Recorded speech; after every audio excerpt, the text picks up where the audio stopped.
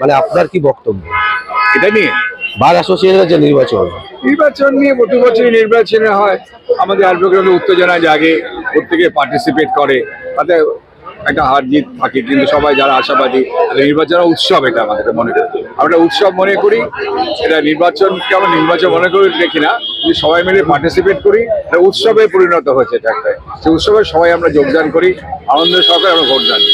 আজকে আপনারা এখানে স্বাস্থ্যসাথীর কার্ডে মানে এন্ট্রি করাচ্ছেন, যেটা শুনলাম আর কি, মানে 9 ইয়ারদেরকে, মানে এটা কি এটা প্রথম করছেন না এর আগেও আপনারা করেছেন? স্বাস্থ্যসাথী এটা মাননীয় মুখ্যমন্ত্রী, আর প্রথম এটা আমাদের যিনি মুখ্যমন্ত্রী, আমাদের যে আইনজীবী, উনি আমাদের বার কাউন্সিলের এনরোল আইনজীবী, আমাদের হাইকোর্টেরও মেম্বার, এবং উনি সবসময় আমাদের আইনজীবীদের প্রতি খুব মানে দরদ, মানে অনেক কি বলবো, ওনার প্রতি আমাদের প্রতি উনি খুব একটা আস্থা রাখেন ও আমাদেরকে খুব ভালোবাসেন।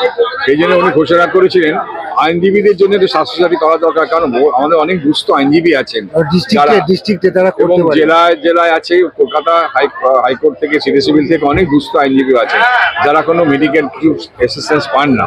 কিন্তু আজকে মাননীয় মুখ্যমন্ত্রী এই যে জিনিসটা করেছেন আমাদের জন্য, এই প্রথম হাইকোর্টে আমাদের ক্যাম্প হলো, যে যারা করতে পারেননি তারা এখানে আমাদের আইনজীবীরা আমাদের এখানে করছেন।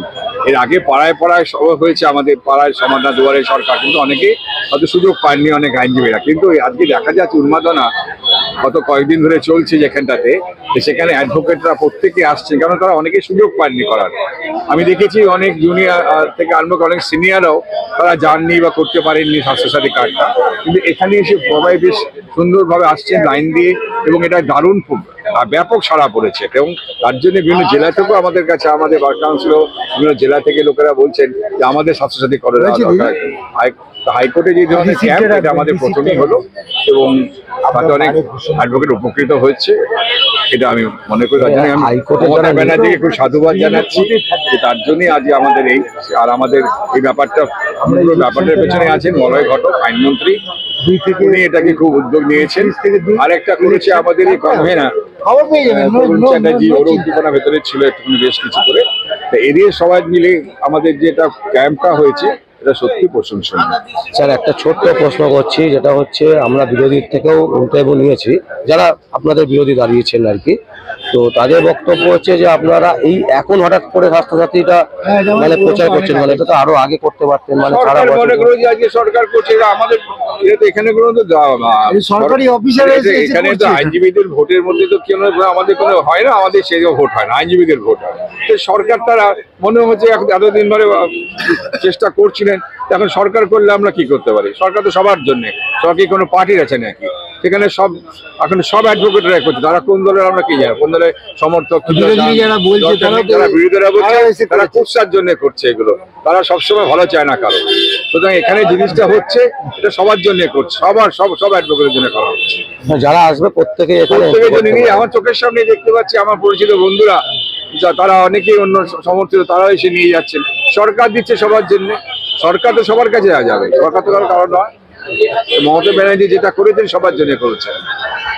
আর একটা ছোট্ট প্রশ্ন করছি, মানে বিরোধীরা বলছে যে আপনারা নাকি যে পোস্টার গুলো লাগিয়েছে সেগুলো তাদের পোস্টার ছিঁড়ে দিচ্ছেন, এগুলো তো আমি ক্যাম্পে বসে বলতে পারি, এটা সরকারি ক্যাম্প, সেইগুলো আলোচনা বসে বুঝতে আমার কাছে নয়।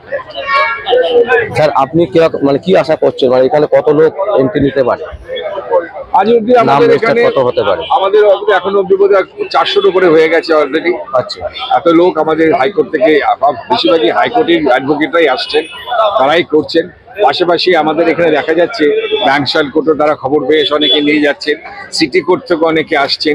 এই যে একটা মানে সুন্দর একটা জিনিস তৈরি হয়েছে অ্যাডভোকেটের মধ্যে, সারা যে অ্যাডভোকেটরা স্বাস্থ্যসাথী কাজ যারা করতে পারেননি তারা করার সুযোগ পাচ্ছেন। শুধুমাত্র লয়ার করছে, অনলি ফর লয়ার, রাস্তার লোকদের জন্য তো নয়, পথচারীদের জন্য নয়, এটা আইনজীবীদের জন্য ব্যাপার। মেনলি আমাদের হাইকোর্টের আইনজীবীদের করা, কিন্তু দেখা যাচ্ছে হাইকোর্টের আইনজীবী অনেকে চলে আসছে, কিন্তু আমরা হাইকোর্টের প্রচুর আইনজীবী নিয়েছেন। এটা আপনার সামনেই দেখতে পাচ্ছেন, কত জুনিয়ররা আসছেন, সিনিয়ররা আসছেন, উন্মাদনা একটা বেশ উৎসবের মতন মনে হচ্ছে, ভালো লাগছে বেশ। অসংখ্য অসংখ্য ধন্যবাদ। দর্শক আমরা যেটা দেখাতে চাইছি সেটা হচ্ছে যে আজকে মানে কয়েকদিন ধরেই এইখানে মানে কলকাতা হাইকোর্টের ঠিক বাইরেটাতে, যেখানে স্বাস্থ্যসাথী কার্ড তারা করছেন, এটা একটা মানে আইনজীবীদের স্বার্থে, আইনজীবীদের জন্য।